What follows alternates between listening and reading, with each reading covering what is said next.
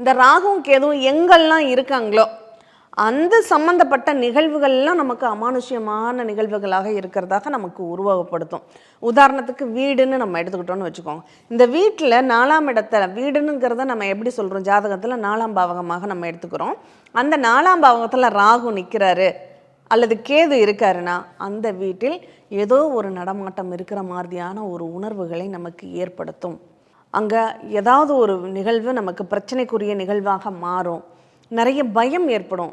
ஒரே வீடு தாங்க, அந்த வீட்டில் தனியாக கூட சந்திரமுகி அரண்மனை மாதிரி ஒரு இடத்துக்கு தெற்கு பக்கம் இருக்கிற கதவுக்கு பக்கம் போகாத அப்படின்னு சொல்கிற மாதிரி ஏதாவது ஒரு அமானுஷ்யமான நிகழ்வுகள் ஒரு குறிப்பிட்ட நிகழ்வு பாகத்தில் நடக்கும்.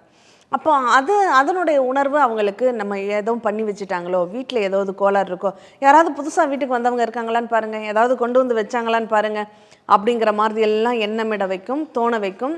அப்போ வீட்டையே ஒரு தலையில் தான் ஒரு புரட்ட ஆரம்பிச்சிடுவாங்க. அப்போ இந்த மாதிரியான நிகழ்வுகள் உணர்வுகள்லாம் இந்த ராகு கேதுக்கள் அந்த பாகத்தில் நிற்கிறதுனால ஏற்படும்.